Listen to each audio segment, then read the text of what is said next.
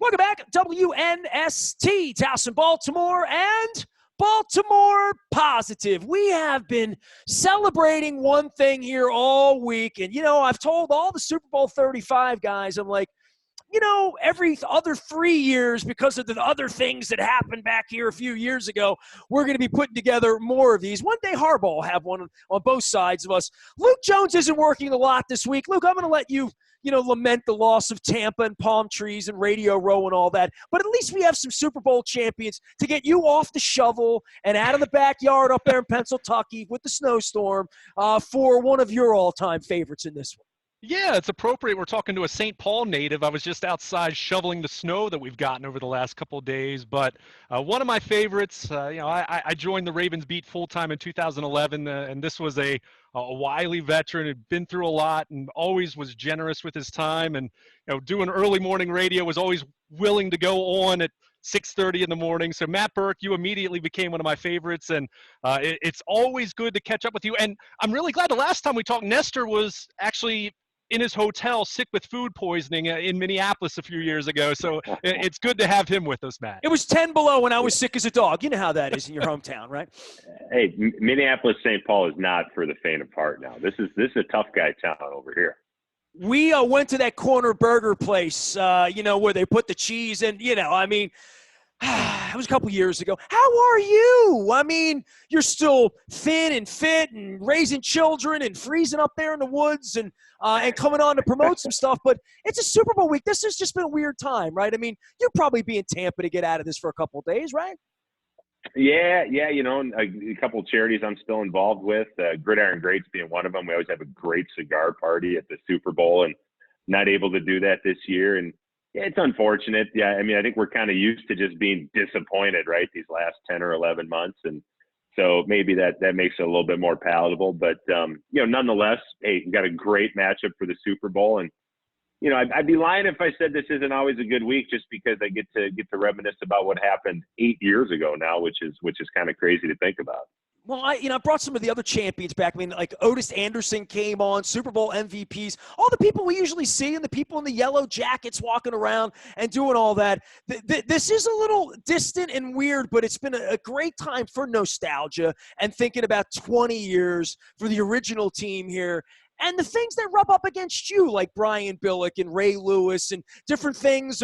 And then there's Tom Brady in the Super Bowl. I mean, I'm a little sick of these Super Bowls and talking about him, but we're now at the point where this is a marvel, is it not, Matt? Absolutely. And, I think if you kind of think about the Bucs this year and Tom Brady, Tom is a great player, obviously. Tom is not as physically gifted as Patrick Mahomes. He's never been as physically gifted as an Aaron Rodgers or a Russell Wilson. And so I think it's really a testament to Tom being fundamentally sound in everything he does. He's always super prepared for every game he goes into, makes very few mistakes, and then just kind of has the knack of when it's time to make a big play, or if you make a mistake against him, like a la last play of the first half against Green Bay, he's going to make you pay, And so I think just looking at it from an athlete's perspective, and, I've kind of grew to hate Tom Brady, right, as a player. I mean, we were always playing New England twice a year when I was in Baltimore. But you have to respect that. It's kind of good to see. It's not the biggest, strongest. He's not the LeBron James of the NFL. You know what I mean? I mean, he does it by just working his tail off and knowing the game plan, and he just keeps plugging. And yeah, here we are 20 years later, and Tom Brady's still showing up in Super Bowls. Man, Luke and I got to know another big red-headed fellow who snapped footballs around here to Joe Flacco. And Ryan Jensen went off, and, he's a guy, I don't know, I stay in touch with the offensive linemen. And, Mike Flynn sent me the video from Super Bowl 2000, the float and the parade. So I don't know, it's linemen, but to get a chance to snap the Tom, I mean, look, you played with some great guys. You won championships, right? Going back to Randall Cunningham and all that. Is there a point where you would have liked to have played with him and a Montana and some of the other greats to see how they do it, or maybe they do it the same way everybody else does it? Yeah, I don't know. I guess I've never thought about it that way. I'm pretty fortunate because I did get to play for a long time with some great guys and got to win a Super Bowl. Got to play with the quarterback who had the greatest postseason in the history of the NFL. So That's pretty good. But yeah, I mean, I've played like a Ray Lewis or an Ed Reed or a Chris Carter or Randy Moss or Adrian Peterson. Just seeing those guys who are the best of the best at what they do, and the one common thread, are they all very talented? Yes, but they don't get by on talent. Made those guys great was how they practiced, how they knew game plans inside and out, and they practiced so hard. And I think I'm sure that's what a Tom Brady or Peyton Manning or those guys, I'm sure that's how they go about it. And that's what I always try to tell, especially kids when I talk to youth football teams or anything. It's like, talent's one thing, that's God given, but how good you are, how you perform, that's a reflection of your character. That's man gotten, as I say. And so the effort that you put in practice, it definitely matters. Matt, you mentioned you had a long career. I mean, you played 15 years in the league, which is an extraordinary accomplishment. But how crazy it is to think. I mean, Tom Brady came in the league 2 years after you did. You've been retired now for a number of years. I talked about this with Nestor the day after the NFC Championship game. It dawned on me, Tom Brady started playing before Ed Reed. Ed Reed had an entire Hall of Fame career, was inducted in Canton, and Tom Brady's still going.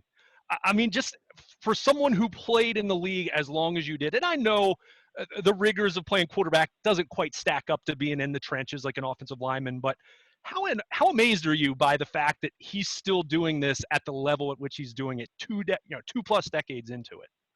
Yeah, no, I mean, it's nothing short of amazing. Again, it speaks to the effort that he puts into the process. I mean, part of being a pro is taking care of your body and your off-season training, and we all know that it's been chronicled. He's maniacal about that. And the other thing he's benefited from, and not to take anything away from it, but probably the most underrated thing of that run in New England. I mean, to call it a run sounds ridiculous. A run is like short term, that the dynasty or the marathon that was the New England Patriots, was they had a really, really good offensive line. I mean, for all those years, Dante Scarnecchia, who probably go down as the greatest O-line coach in the history of the NFL. Tom has benefited from great protection his entire career and has not taken a lot of those big hits. And and Tom's smart too. He'll go down in the fetal position on third down and live to fight another day. He'll throw it away and punt it. Punt is an offensive play. He understands that. So everything about it, just you just got to tip your cap to him. He's kind of it's almost like he's playing chess when everybody else is playing checkers as far as how he approaches his training, his preparation for games, and his off season. Matt, at one point, Marvin Lewis, I think the second or third time he was about to get fired around here, we joked about it last week. He would say to me, we get smarter. We're coaches. Like, we get smarter, and I would think that you've gotten smarter being a Harvard guy and having played in different places and experienced life differently now, even as your kids probably teach you things. To be 43 and to be maybe one of the smartest guys to ever play the position to begin with, right? Like, he was smart when you were trying to beat him 10, 15 years ago. How smart he could be at 43, how much experience, the most experienced guy to ever play that position in every big game ever. It's kind of hard to bet against him this week, but then there's the other kid. And I want to bring you into Super Squares and supersquares.com to talk a little bit about this platform. But more than that, this is a fascinating look at old and young and the LeBron and the Michael Jordan. This game has it all except like us being there. Yeah, no, it does. I mean, I don't think you're going to fool Tom Brady. If you do, you might fool him once or twice, with a look. And that was when we beat Tom Brady and the Patriots in Foxborough in the playoffs those couple times. I remember Dean Pease, when he was putting the game plan in, don't show anything. Normally when defenses are blitzing, you cheat up a step or two. And guys like Tom Brady see that. Literally, they'll see you cheated in one step. Dean said, make it all look the same. If you're a split second late getting there because you can't cheat, that's fine. And that's how we were able to confuse him. You're not going to fool him. You're probably going to fool Pat Mahomes a little bit just because he doesn't have 20 years of playing experience. But guess what? Pat Mahomes has probably been just going to start looking like he's running around on the playground, and he'll run left and he'll probably throw it across his body right, 50 yards on a rope across the field. I mean, you said it. This is so fascinating of a matchup, and then sprinkle in there that you're playing in Tampa's home stadium, the first time that's ever happened. I kind of feel like after everything we've been through in sports in the pandemic, this is the Super Bowl that we deserved. And it is kind of fitting that we're not going to be there, right? It's going to be a world record for the fewest fans ever to attend a Super Bowl. So that sounds about right. Well, we had our opportunities. The staying home part of this, Matt, I went to games in Houston. Luke went to all the home games. Luke sat in we were only given one seat as an organization because they're trying to cut down on people, obviously. So I didn't go to any of the home games. There was just something really strange. Did you experience any? I mean, you're up in Minnesota. Were anybody playing? Have you been out, done anything, seen like real football anywhere? No, not at all. No fans in the Viking Stadium this year. And I mean, even on TV, it just looks weird. It feels weird. It sounds weird. I guess you get used to it a little bit, but not completely. And I think maybe the one thing that we've learned with sports is that, fans really are the lifeblood of live sporting events. And there has been something missing. I know players have said it's just been odd this year. So maybe when things all get back to normal, that there's a little bit greater appreciation for the fans. And that's really what I'm about. That's what I'm working on with Super Squares, because, now that I'm a fan, I started as a fan, fortunate to play professionally, but now I'm a fan again. And I think, sometimes fans get forgotten or kind of taken for granted in the world of professional sports. Well, tell them that Super Squares here, because I want to promote this for you. It's great that you stop by and visit. I hope you come back 3 years from now. I hope that we can gather, right? Like part of all of this, the 35 guys, I had Coach on. They did a Zoom, on the night, and they all had wine and cigars and whatnot. But it's not the same. And I know you want to reach out and touch your guys, right? Oh, absolutely. I mean, you talked about getting back together with guys you won the Super Bowl with. Yeah, Zoom ain't cutting that now. I mean, you can't. You got to hug each other and slap each other on the back. And, I'm sure later on in the night, there's probably be two guys will probably want to square up and wrestle. I mean, that's just, you know what it is. You guys have been around professional football players for a long time. We're just big kids, right? I mean, we revert back to that when we get around our former teammates. That's the fun of it. Luke and I haven't been in a room with a football player in a year, right, Luke? It's strange. It really is. And while we're talking about this, Matt, it's one thing I came across over the summer. You were part of a group that put together actually kind of a template for a modified schedule, trying to play an NFL season or just any at any level a football season in the midst of a pandemic. Obviously, the league proceeded with a schedule as normal as possible. And I think many people surprised at how successful it was. But when you look at it from a perspective of someone who put some thought into what it might take to complete a season, what did you like about it? What would you have done differently? And just your overall thoughts on how the 2020 season went. Well, I think you have to look back, and I think it was phenomenal considering they got in all 256 regular season games, and there were a few adjustments that had to be made, but I mean, during the pandemic, and especially after we saw what happened to Major League Baseball and the NBA and the NHL, that, fans are going to give you a little grace and understand that it's not always going to be perfect and fit into a nice box. So you give the NFL credit there. I know they were so vigilant about testing and contact tracing and all those things. I would still say, though, the proposal that we put forward, there was one factor that the NFL would have benefited from, and this our proposal to kind of make it very brief was it was less games. There was more space between each game, but it was still enough games to feel like a real season. The NFL lost money. The owners lost money on every home game this year because there were no fans. So you had to pay players for 16 games. But every time you had a home game, you were losing millions of dollars.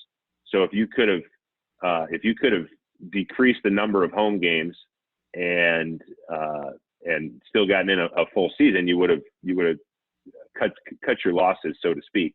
But I mean, that's going to be a discussion for this off season when they have to renegotiate the salary cap, because the pie wasn't as big as players and owners had anticipated.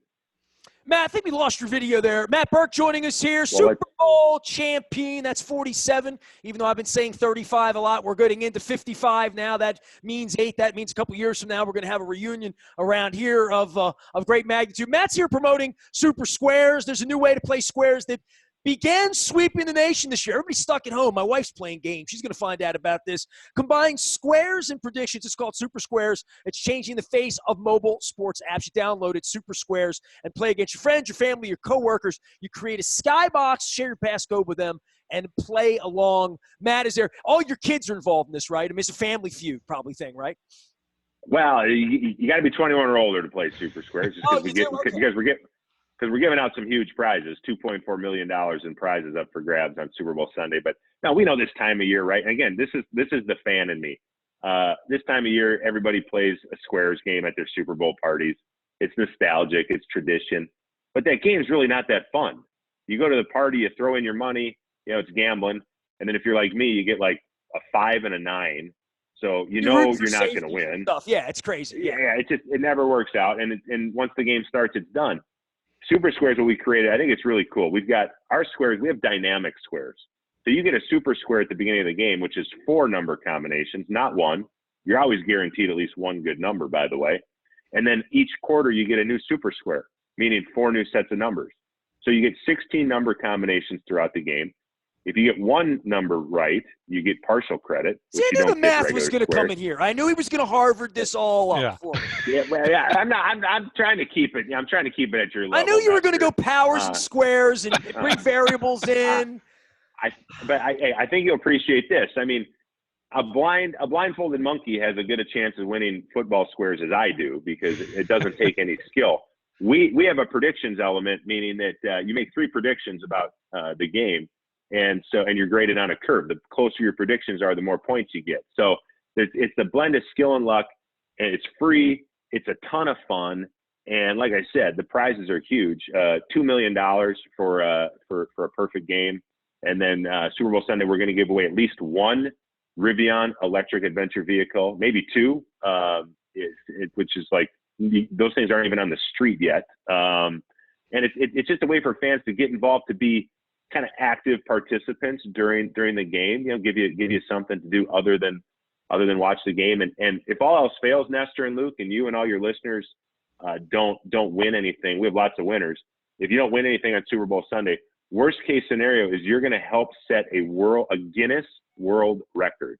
We are going to try to set a Guinness World Record for most players in a football squares game in the history of the world. And when we do that, your name, you will be immortalized in the Guinness Book of World Records. So well, I love Guinness. There's no doubt about that. Everybody knows that. I mean, they got the factory Different here now. Different Guinness. I was going to say, I got some Irish. Matt Birk is here. We're having some fun. I don't think we hit you back when Marshall retired. I don't think, Luke, we didn't speak to him about that, did we? I was just going to say, I mean, how quickly did Marshall hit you up on how to lose 60 pounds in a week? I mean, everyone thought of you when we saw Marshall Yanda just a couple months after his actual retirement press conference was in mid-March. And at that point, I believe he had already shed 50 pounds, and everyone knew at that point, well, I guess he's not coming back. Yeah. No, I mean, it was Marshall was, he's such a focused guy. I mean, he's so intense, right? So he, like me, had to work pretty hard to keep his weight up. And so I always say you probably give guys like us too much credit for losing weight when we're done. We weren't built like a Brian McKinney, or somebody like that who's always going to be 300 pounds. So it wasn't quite that hard to lose the weight. But I know I talked to Marshall, and he was like, man, you're big for so long. You just can't wait to start working and getting it off. And of course, he just attacked it like he does everything. And I kind of thought it was funny because Marshall's like the biggest, strongest, toughest guy I know. And to see him all slim down, he doesn't look so tough. I'm sure he still is. Like, I'm not going to challenge him to anything, but I was making fun because he shaved. He kind of got the baby face, I was like, man, you look like just like a little boy. You're probably going to get picked on now back in Iowa.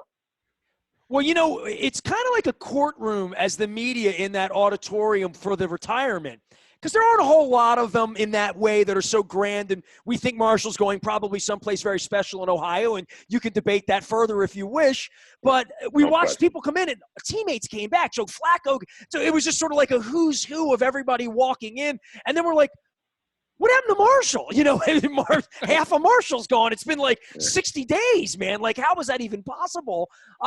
You know, I would think for you, and I kid you about the kids and all this stuff, 8 years removed from all this, or 7 years, however long it's been since you left, and the weight and your job with the NFL and all the other things. How are you? What's going on with your – give us a little, like, Matt update. You know, we like you around here. Well, I appreciate that. Yeah, first and foremost, still married, thank God, and 8 kids ranging from 18 to 4. So, you're 18 you know, the years old, parenting game. almost as old enough to play now. All right. I wasn't wrong when some of your kids are almost old enough. All right. Well, yeah. So she's, I mean, yeah, we're going to be in the parenting game a long time. So that's all good. That's the primary focus. And then involved in some really neat, you know, side projects and charities. And, you know, it's just, I mean, you know, life is good. I've had a full-time job since I was 12 years old. So I'm not going to sit around. I don't play golf. You know, I play twice a year. I don't fish if I fish now, it's like, cause I'm taking my kids out. I mean, I just like being busy, being active, doing stuff, you know, like everybody. Try to do good stuff, you know, try to do your part in the community. And, you know, to me, that's the American dream. And I would go back, you know, I've been to the Hall of Fame induction ceremony one time. It was the year Brett Favre got inducted. But what really kind of stood out from that was Kevin Green, who unfortunately passed away this year unexpectedly and tragically.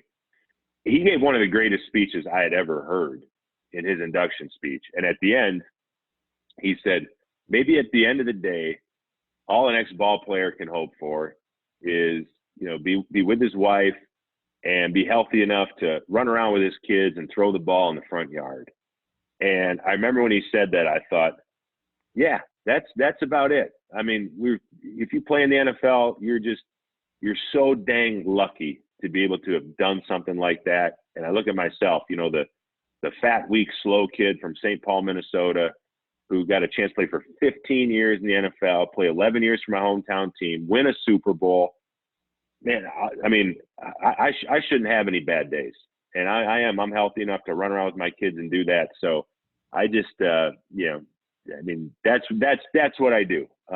Try to keep life as simple as possible and live it to its fullest, and, you know, be grateful for everything that I was able to experience and everything that I have today. Luke, take him out of here. You got one last question for him. You have to. Well, we mentioned Marshall. Matt, it's been 12 years now. It's crazy, or not 12 years, 8 years, sorry, 2012 until now, you know, that magical night in New Orleans. How many of your former teammates from Baltimore that you keep in touch all these years later? You know, we keep in touch. I mean, just a handful. But the great thing about playing football is I could not talk to a guy or see him for 5 years, 10 years, 15 years. And then you see him, and it's just like old times. There's no warm-up period needed. There's no awkwardness. And that speaks to the bond. And it's cliche, but I'll say it. You know, I only miss 2 things about playing football. A little bit on the 1st and the 15th of the month. I miss it a little bit.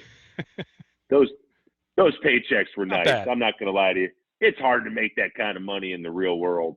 There's a real job. So that's ridiculous. But you miss the guys. You miss just joking around in the locker room, road trips, being in the locker room after a big win or something crazy happens. And that bond transcends time, transcends space. And so it's always good to reconnect with guys, no matter how frequent or infrequent it is. I mean, I keep in touch with Marshall a little bit, Michael Orr, you know, he's one of my favorite guys ever. Check in on Mike. And it's just, man, that's, I know it's not everybody has the opportunity to work somewhere where you can form those bonds. I worked in the NFL league office for 2 years, and most of those people, they just go to work and go home, and they don't get to experience that. So, that's the best thing about playing football. And, you know, when we get together in a couple of years to have the anniversary of the Super Bowl win, you know, we'll all be older. Most of the guys will be fat. and walk with limps, but we're gonna have a lot of laughs. And like I said, not a lot of people get that opportunity. We get that chance to celebrate every couple of years here in Baltimore. We're very appreciative of your time here, and you were visiting us even before you were with the Ravens, and we appreciate you coming on to promote Super Squares, and have some fun with your kids up there. I mean, we're all complaining about how cold. We got our first snow here. All you need to do is spend a little bit of time up in the friendly heart of Minnesota up there, and I know you're waiting for the thaw as well. Bro, we've had a real mild winter. Not like the year you were here for the Super Bowl, but I just checked, and on Saturday, it's supposed to get down to -18, which even by Minnesota standards, that's a little nippy. That is not Minnesota nice. Nippy. That is Minnesota cruel. Matt, we appreciate you, man. Take care of yourself. We're sending everybody out to Super Squares. Download the app. Matt Birk, Super Bowl champion. Always great to visit with you, man. Be safe. Take care of yourself, okay? Thanks, Matt. Appreciate it, guys. Great to see you. Matt Birk joining us here. It's a virtual radio row with Luke, so there's no free beer at 5 o'clock in the media commissary. You're really bummed about that, right? I hadn't even thought about that until just now. You just ruined it. I'm gonna have to go. He said raid my Guinness, and I just refrigerator. said beer, and we got. I actually have a Guinness in my fridge right now, so that'll work. Well, maybe in 10 minutes you won't anymore. How about that? It's a good idea. Luke and I are going to try to get together a little bit more frequently as we get out of football season. You can certainly find us at Baltimore Positive. You can find Luke at Baltimore Luke. We are virtually doing Radio Row. It's not the same, but they'll be in LA next year, so we'll have twice as much fun, and there'll be palm trees and sand and hopefully no masks. And get the shot, stay safe, wear your mask, stay 6 feet apart. We'll get back together and do it again soon. We are WNST.net, AM 1570. Towson, Baltimore, bringing champions from Super Bowl 35 and 47 all together because it's Super Bowl week, and we deserve to celebrate.